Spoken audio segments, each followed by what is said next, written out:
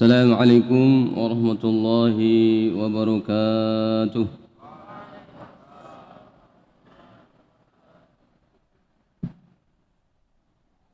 Innal hamdalillah nahmaduhu wa nasta'inuhu wa nastaghfiruh wa na'udzu billahi min shururi anfusina wa min sayyiati a'malina.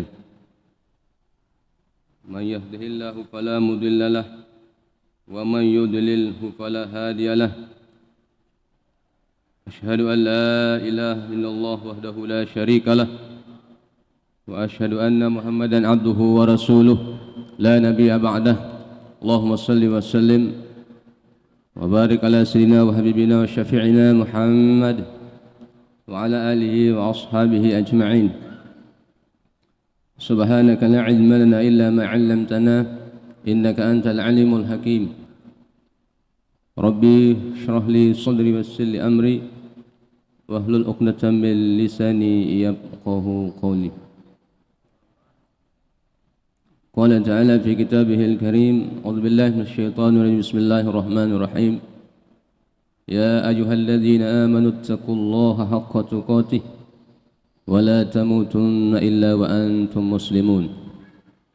وقال تعالى في آية أخرى يا أيها الذين آمنوا اتقوا الله ولتنظر نفس ما قدمت لغد واتقوا الله إن الله خبير بما تعملون.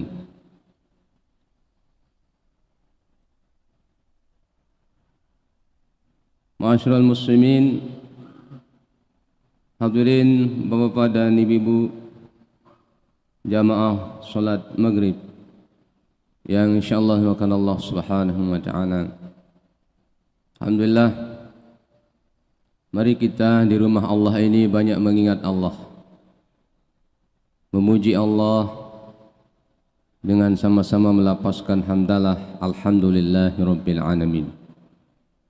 Mudah-mudahan dengan kalimat pujian itu cermin daripada rasa syukur kita kehadirat Allah Subhanahu wa taala, dan mudah-mudahan terus menerus kita diberikan kesehatan, kesempatan sehingga bisa kita melaksanakan ibadah bertakarrub kepada Allah Subhanahu wa taala. Selanjutnya kita berselawat Allahumma sholli ala sayyidina Muhammad wa ala ali sayyidina Muhammad. Mudah-mudahan selawat yang setiap saat, setiap waktu kita lantunkan, mudah-mudahan itu akan menjadi asbab untuk kita mendapatkan syafaat baginda Rasulullah sallallahu alaihi wasallam.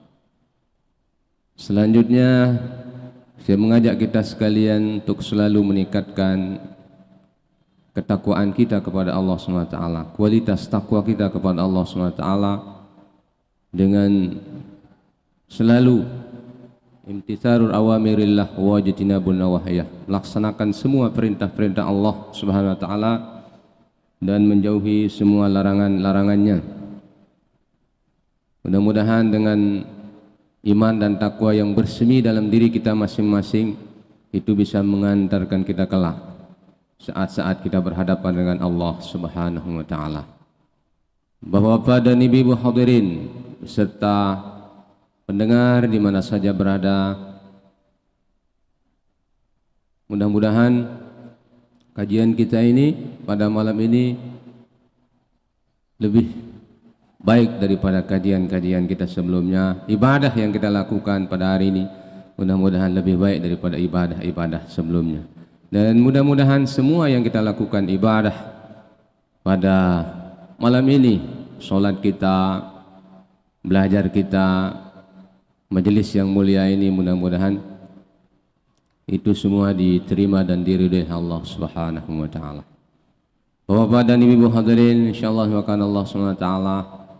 Jadi majelis ilmu ini adalah salah satu obat penenang jiwa. Makanya ulama mengungkapkan dalam syair, wa dawa'u qalbi khamsatun fatilawatun bitadabburil makna wa fi batnil khala wa qiyamu lailin wa tadarru'u bisahar wa mujalasatus sholihinal fudhala. Obat-obat hati itu antara lain Wa dawa'u qalbi khamsatun, obat-obat hati itu ada 5. Yang pertama adalah fatilawatun, membaca Al-Quran. Membaca Al-Quran dengan cara bagaimana supaya bisa menjadi obat, bitadabburil makna, dengan merenungkan artinya. Ya, kalau tidak bisa tahu artinya, ya berusahalah untuk menangis. Bagaimana supaya kita bisa menangis benaran? Ya, kita berusaha nangis-nangis, paksa diri menangis, sehingga lama-lama kita benar menangis membaca ayat suci Al-Quran. Bergetar hati kita. Itu yang pertama, bitilawatun bitadabburil makna. Kemudian yang kedua, wa fi batnil khala', mengosongkan perut. Mengosongkan perut ini sering berpuasa. Sering berpuasa. Jelas kalau orang sering kenyang, maka dia itu akan ziyadul kasal, akan menambah kemalasan, malas untuk beribadah kepada Allah SWT. Ngantok terus. Kalau kita kenyang terus, maka kita dianjurkan untuk ya mengosongkan, sering-sering mengosongkan perut. Artinya tidak sering kenyang. Kemudian yang ketiga, wa qiyamul lailin, salat di waktu malam, qiyamul lail, tahajud di waktu malam, atau salat sunnah yang lain. Kemudian yang keempat, wa tadarru'u bis sahar. Wa tadarru'u bis sahar itu berdoa di waktu sahur. Berdoa di waktu sahur, artinya sebelum waktu subuh kita dianjurkan untuk salat sunnah wudu, dan salat sunnah yang lain. Kalau ada kesempatan untuk tahajud, kita salat tahajud. Setelah itu kita dianjurkan untuk banyak beristighfar kepada Allah SWT. Wabil ashari yastaghfiruna. Hanya di waktu sahur itu banyak-banyak untuk beristighfar, insyaallah. Karena di tadarru'u bis sahar itu, disitulah tempat ijabahnya doa kita. Mustajab doa kita, cepat dikabulkan oleh Allah SWT. Kita berbanyak istighfar. Kemudian yang kelima, yang terakhir adalah wa mujalasatus sholihin al-fudala. Rajin-rajin duduk bersama orang yang memiliki ilmu pengetahuan lebih, artinya orang alim. Orang alim artinya sering silaturahim sama orang-orang soleh, orang alim, ulama. Ya, kalau kita ini bukan termasuk ulama, ya hanya mentransfer ilmu yang sudah kita miliki kepada bapak-bapak dan ibu-ibu. Apa yang sudah kita pelajari, apa yang sudah kita pelajari di pesantren, itulah mentransfer, mengamalkan ilmu apa yang sudah ada pada diri kita, kita kasih kepada orang lain. Al ilmu lil amal, ilmu itu untuk diamalkan walaupun itu sedikit. Jadi itulah akan membawa kebaikan insyaallah. Mudah-mudahan dengan niat kita semua, dengan nawaitu kita semua ikhlas karena Allah SWT, insyaallah kita akan mendapatkan keberkahan di Allah Subhanahu wa taala. Insyaallah, mudah-mudahan kita berharap ridha Allah SWT pertemuan kita ini diterima dan diridhoi oleh Allah Subhanahu wa taala. Jadi kajian kita Bapak dan saudara-saudara, kajian kita pada malam ini adalah kita lanjutkan kajian kita, yaitu kitab Nasaihul Ibad. Nasihat-nasihat untuk kita semua. Nasaih itu jamak taksir, yang berarti nasihat untuk kita semua. Jadi sebelum kita lanjutkan kajian ini, mohon salah satu santri untuk membaca sampai mana batas pertemuan kita pada minggu yang lalu, untuk kita sama-sama mengkaji kitab Nasaihul Ibad pada malam ini. Tafadhal. Qira'.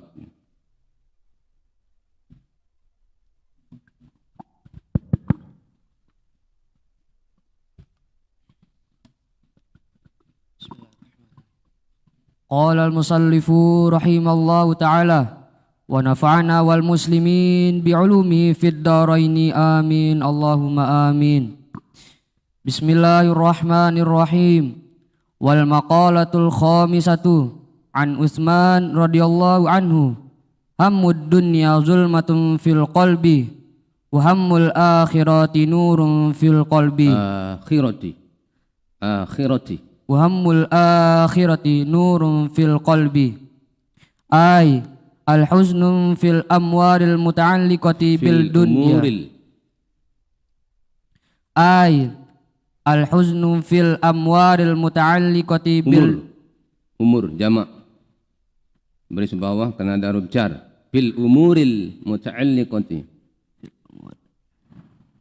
Ay al-huznu fil amwaril muta'alliqati bil dunya sara musliman fil qalbi wal huznu fil amwaril umuri wa al huznu fil amwaril muta'alliqati bil akhirati sara munawwiran fil qalbi. Allahumma la taj'alid dunya akbaru hammina wala mablagha ilmina. Shadaqallahul azim. Ya, baik. Bismillahirrahmanirrahim.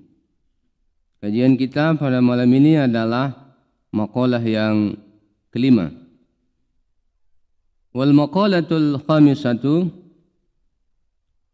an Utsman radhiyallahu anhu. Dari Utsman, berasal dari Utsman radhiyallahu anhu. Ini sahabat baginda Rasulullah sallallahu alaihi wasallam. Masih kita berbicara tentang asarus sahabah, nasihat dari para sahabat. Makalah yang kelima yang bersumber dari Utsman radhiyallahu an, semoga Allah meridai beliau. Hammud dunya zulmatun fil qalbi wa hammul akhirati nurun fil qalbi. Sedih, hammun itu bermakna al-huznu, hazan, sedih. Jadi hammud dunya zulmatun fil qalbi, sedih memikirkan dunia, zulmatun fil qalbi, itu akan membawa kepada kegelapan dalam hati. Sedih memikirkan dunia, maka dia akan hatinya menjadi gelap. Capek dia pikirkan dunia, sedih dia pikirkan dunia, maka dia akan membawa kegelapan dalam hatinya. Kemudian wahammul akhirati nurun fil qalbi. Dan sedih, capek dia pikirkan tentang akhirat, nurun fil qalbi, dia akan membawa cahaya dalam hatinya. Hatinya akan menjadi terang benderang. Ini nasihat singkat yang diungkapkan oleh Sayyidina Utsman radhiyallahu an. Nasihat beliau singkat, padat, luar biasa. Nasihatnya beliau ini. Jadi hammud dunya zulmatun fil qalbi. Sedih, dia berpikir terus tentang dunia, maka dia akan menjadi gelap hatinya, buta hatinya. Coba kita kaji Bapak-bapak dan saudara-saudara, kita telaah nasihat Sayyidina Utsman radhiyallahu an, karena Sayyidina Utsman ini dijuluki dengan Zunnurain. Zunnurain. Jadi beliau dikenal dengan Zunnurain. Zunnurain artinya memiliki dua cahaya. Karena beliau menikahi anaknya baginda Nabi, dua orang, Ruqayyah sama Ummu Kalsum. Beliau menikahi anaknya baginda Nabi, dua orang putrinya Nabi, yaitu Ruqayyah dan Ummu Kalsum. Kemudian ada riwayat lain mengatakan bahwa beliau digelari dengan Zunnurain, artinya maksudnya bapak-bapak, jadi setelah meninggal istri yang pertama, beliau menikahi lagi istri anaknya baginda Nabi yang kedua. Jadi dua kali beliau menikahi istri anak daripada baginda Rasulullah SAW, yaitu Ruqayyah dan Ummu Kalsum. Makanya dijuluki dengan Zunnur Ain, dua cahaya. Kemudian ada riwayat mengatakan kenapa dijuluki dengan Zunnur Ain? Karena beliau 2 kali hijrah ke Habasyah dan ke Madinah. Jadi inilah sehingga Sayyidina Utsman radhiyallahu an, beliau dijuluki dengan Zunnur Ain. Jadi memiliki 2 cahaya. Jadi ini nasihat ungkapan Sayyidina Utsman radhiyallahu an tentang dunia ini dan tentang akhirat. Jadi kalau orang capek memikirkan dunia, sedih dengan urusan dunia, maka dia akan membawa kegelapan dalam hatinya. Hammud dunya zulmatun fil qalbi. Sebuah contoh kecil Bapak dan saudara-saudara. Tadi siang atau tadi pagi kita sudah berencana untuk mengaji di Masjid Agung ini, atau berencana untuk melaksanakan sholat maghrib di Masjid Agung ini. Tahu-tahu sebelum maghrib motor kita dicuri, hilang motor kita. Nah sekarang dicuri motor, mana yang diutamakan saudara? Apakah dia itu akan sibuk mencari motornya, atau dia akan datang pas maghrib, apa dia datang ke masjid untuk sholat atau untuk ngaji? Mana yang dahuluan dicari coba? Jadi ini contoh. Ketika orang dihadapkan dengan suatu musibah, kemudian terbentur dengan ibadah yang dia akan lakukan, misalnya sudah bagus-bagus niatnya dari awal, tapi pas di siang harinya dihilang motor, dicuri motornya. Pas maghrib, apa dia akan datang ngaji, dia datang sholat, atau dia akan mencari motornya? Mana? Coba mana yang duluan, saudara? Jadi jelas dia akan sibuk, dia cari gimana motornya yang hilang. Di situ sudah mulai goyang. Apalagi diomelin sama istri atau anaknya bahwa motornya hilang. Atau mungkin istrinya pas maghrib, bang, ayo ada waktu maghrib kita sholat aja dulu. Gimana? Apa kita akan marah dengan motor yang hilang? Atau gimana? Inilah contoh Bapak-bapak dan Ibu-ibu. Jadi ketika orang sibuk sedih dengan urusan dunia, maka urusan akhiratnya itu akan menjadi gelap. Dia akan duluan dia cari motornya, atau dengan masalah-masalah yang lain.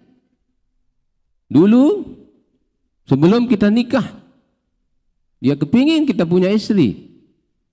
Setelah kita punya istri, apa yang terjadi? Apa selamanya kita akan bahagia? Apa terus kita akan bahagia? Tetap itu fenomena kehidupan kita Bapak dan saudara-saudara. Fenomena dalam hidup ini tetap ada pergantian.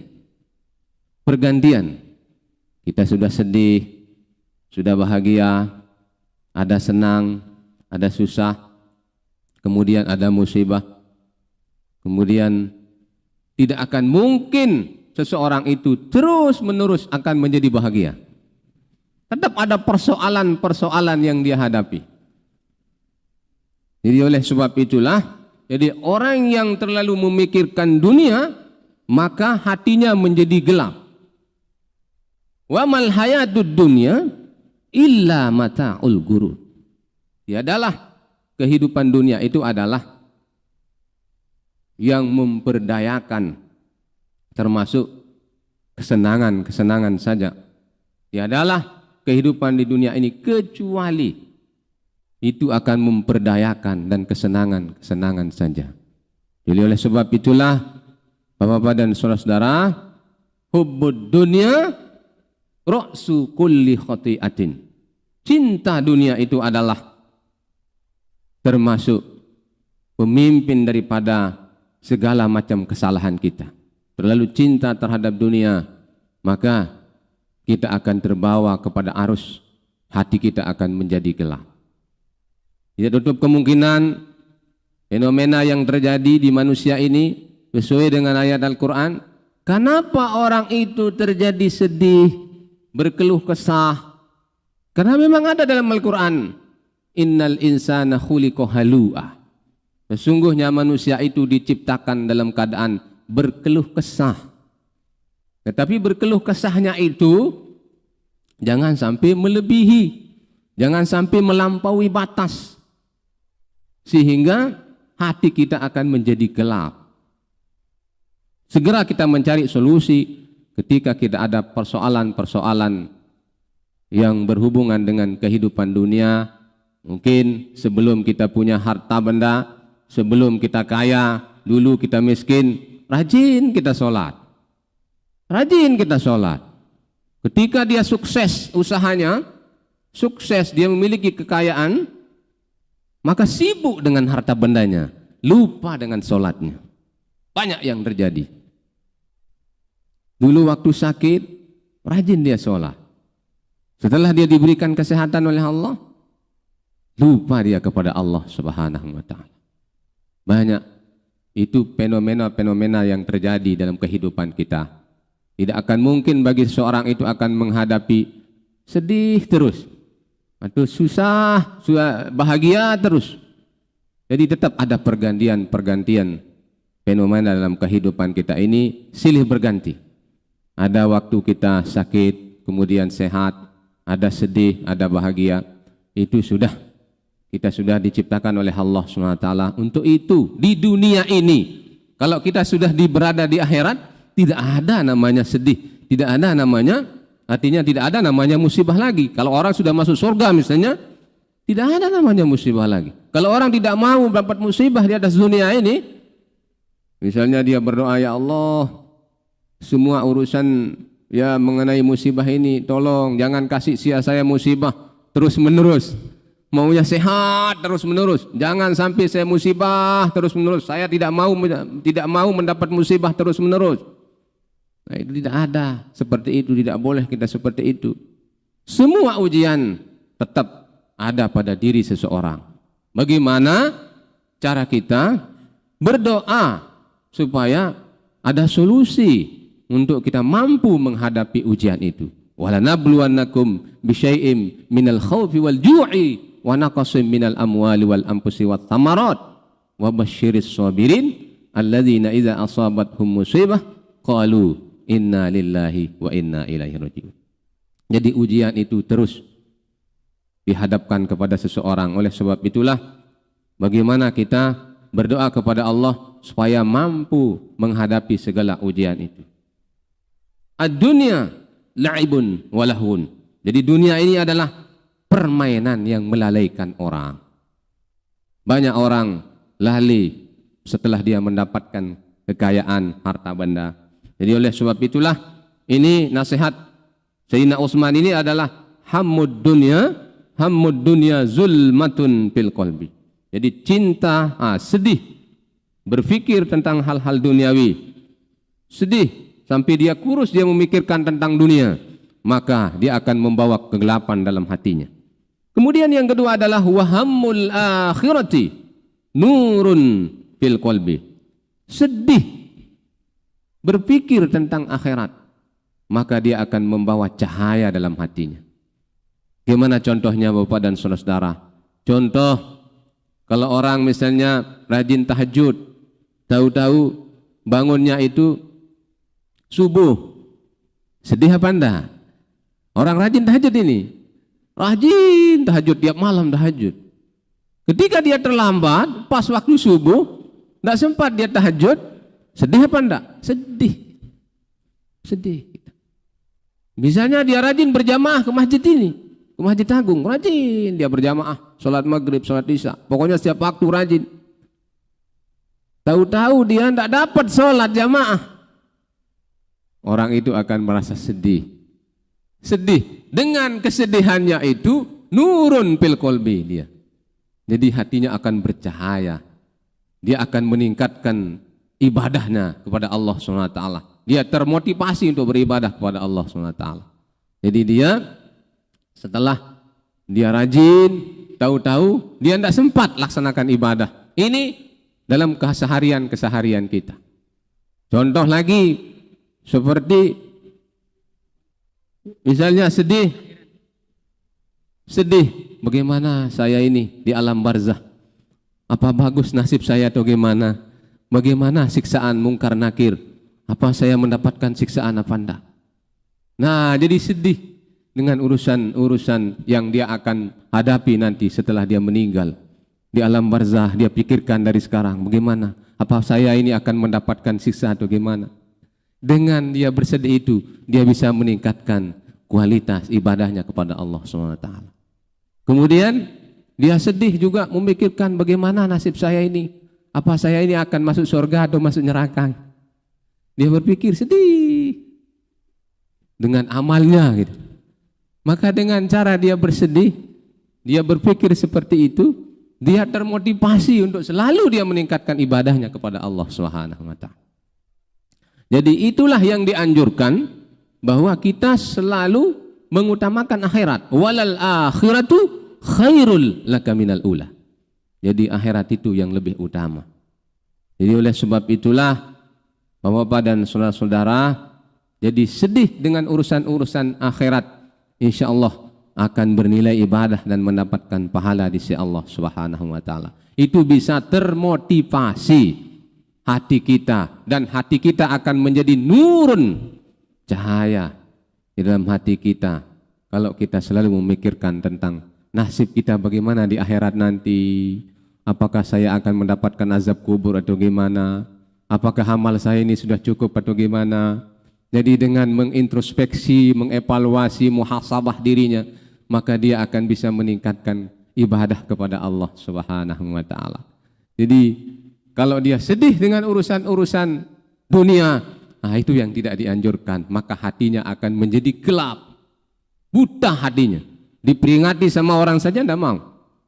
Banyak fenomena yang terjadi, dia sedang sibuk dengan urusan harta bendanya, dunianya. Ketika ada waktu sholat, azan dikumandangkan, ayo Pak kita sholat dulu. Padahal itu lagi sebentar mau berakhir pekerjaannya. Tetapi pas ada waktu azan dikumandangkan, dia tetap melaksanakan, wah saya ini harus selesai dulu pekerjaan saya. Walaupun dia sudah mendengarkan azan. Banyak yang terjadi. Kenapa? Karena di dalam hatinya itu sudah tertutup. Zulmatun fil qalbi, buta, gelap dalam hatinya kalau dia terlalu memikirkan tentang hal-hal duniawi. Jadi makanya di dalam syarah kitab ini Syekh Nawawi Al-Bantani beliau menjelaskan bahwa al-huznu fil umuril muta'alliqati bid dunya sara muzliman fil qalbi. Jadi orang yang sedih, berpikir susah dengan urusan-urusan yang berhubungan dengan dunia, sara muzliman, dia akan menjadi, hatinya akan membawa kegelapan dalam hatinya. Wal huznu fil umuril muta'alliqati bil akhirati, dan sedih dengan urusan-urusan yang berhubungan dengan akhirat, sara munawwiran lil qalbi, maka dia itu akan menjadi penerang dalam hatinya, akan bercahaya hatinya kalau dia sedih dengan urusan-urusan yang berhubungan dengan akhirat. Itulah Bapak dan saudara-saudara. Jadi oleh sebab itu kita harus berhati-hati, karena di dunia ini adalah mal'unah. Katanya dalam hadis Hasan mengatakan bahwa ad-dunya mal'unatun ma fiha illa alimun aw muta'allimun wa zikrullah wa ma walah. Jadi dunia itu adalah terlaknat. Apa yang ada di dalamnya, kecuali dunia itu diisi dengan orang-orang yang mempelajari ilmu pengetahuan, menuntut ilmu, kecuali orang-orang yang alim, orang yang muta'alliman, orang yang selalu sibuk dengan belajar, sibuk dengan beribadah kepada Allah SWT, wa zikrullah, dan sibuk dengan berzikir, mengingat Allah Subhanahu wa taala. Baru dia tidak terlaknat dunia itu kalau kita pergunakan dengan kesibukan-kesibukan untuk bekal kita di akhirat kelak. Tapi jangan Bapak Ibu menyangka bahwa bagaimana dunia ini, apa bisa kita tidak mencari harta benda. Wala tansa nasibaka minad dunya. Jangan sampai lupa juga urusan dunia. Maksudnya biasa saja. Ketika kita sedih, ketika kita bahagia, kita biasa saja. Banyak orang setelah menikah senang, tapi apa selamanya akan senang? Hati-hati ketika kita senang, hati-hati pasti kita akan diberikan kesusahan oleh Allah Subhanahu wa taala. Oleh sebab itulah kita harus rajin berdoa. Jadi ini adalah fenomena dalam kehidupan kita yang tidak bisa kita pungkiri. Akan tetapi kita sebagai hamba Allah, kita selalu ingat kepada Allah Subhanahu wa taala apa yang kita lakukan ini. Semoga diridhoi oleh Allah Subhanahu wa taala dalam gerak-gerik langkah kita dalam kehidupan kita sehari-hari ini. Jadi semua itu adalah kita berharap keredaan Allah Subhanahu wa taala. Bapak-bapak dan saudara-saudara, jadi ini ada pertanyaan tentang qillatul haya. Qillatul haya ini sedikit malu, kecil, ya, qillatul haya. Qillatul haya itu sedikit dia malu, sedikit rasa malu. Kemudian tulul amal ini panjang angan-angan. Itu yang tidak dibolehkan. Jadi ulama mengatakan bahwa kalau hamba Allah itu adalah littaraji, ada dua dalam kehidupan kita ini. Yang dibolehkan itu adalah littaraji, mengharapkan yang mungkin terjadi, yang berharap kepada apa yang mungkin terjadi. Kalau dia tulul amal itu panjang angan-angan itu sama dengan littamanni. Katanya ulama, littamanni itu artinya dia berharap yang tidak akan mungkin terjadi. Dia mau memiliki hal yang tidak akan mungkin terjadi. Contoh, ada seorang ulama mengatakan dalam syairnya, ala laitas syababa ya'udu yauman fa akhbiruhu bima fa'alal musibu. Ala laitas syababa ya'udu yauman fa akhbiruhu bima fa'alal musibu. Ini syair ilmu nahwu sebenarnya. Jadi ala laitas syababa ya'udu yauman fa akhbiruhu bima fa'alal musibu. Syair ini diungkapkan oleh orang tua. Orang tua yang sudah putih rambutnya. Dia kepingin menjadi muda, tidak akan mungkin terjadi. Dia sudah tua ini. Tua kepingin menjadi muda, tidak akan mungkin terjadi. Makanya di ala laitas syababa yauna, seandainya muda itu bisa kembali, fa'akhbiruhu bima fa'alal musibu, maka saya akan beritakan, saya akan kasih tahu pemuda-pemuda itu bagaimana kita menjadi seorang pemuda. Jadi itu syairnya orang tua yang kepingin menjadi muda, kan tidak akan mungkin terjadi. Kalau jiwanya jiwa muda, ya boleh-boleh saja, bisa-bisa saja terjadi. Tetapi ini dia kepingin menjadi muda. Jadi itu tulul amal, itu artinya panjang angan-angan. Ini yang tidak dibolehkan dalam agama. Tulul amal ini sama dengan hubbud dunia, sama dengan hammud dunia. Artinya sedih dengan urusan dunia, cinta dengan urusan dunia, terlalu berlebih. Dia panjang angan-angan, banyak cita-citanya setinggi langit. Seperti dia kepingin berdoa menjadi nabi, tidak akan mungkin menjadi nabi kan? Kepingin dia menjadi nabi, dia berdoa kepingin jadi nabi kan tidak akan mungkin. Itu namanya doa yang tidak dibolehkan. Sama seperti tadi, ya Allah saya kepingin jangan saya ini terus menerus diberikan musibah, sakit, jangan saya ini sakit, jangan saya ini musibah terus. Nah, itu tidak dibolehkan. Yang dibolehkan dalam agama itu adalah berdoa, ya Allah berikanlah saya kemampuan untuk menghadapi ujian ini, berikanlah saya solusi bagaimana supaya penyakit saya ini bisa sembuh. Ya Allah bantulah saya dalam penyakit yang saya derita ini, bagaimana supaya bisa sembuh. Nah, itulah yang dibolehkan. Kalau yang lain tidak dibolehkan, panjang angan.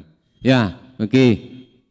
Mudah-mudahan ada barokah. Jadi itulah yang dapat saya sampaikan. Walhasil kesimpulannya kepada saudara-saudara. Jadi mari kita hidup di atas dunia ini untuk mengharapkan ridha Allah Subhanahu wa taala. Nawaitu kita untuk beribadah lillahi taala, ikhlas karena Allah Subhanahu wa taala. Semoga Allah memberkahi kita semua dan kita berada dalam lindungan Allah Subhanahu wa taala. Subhanakallahumma wa bihamdika asyhadu an la ilaha illa anta astaghfiruka wa atubu ilaik. Wallahumma biqal hadi ila sabilir rasyad. Assalamualaikum warahmatullahi wabarakatuh.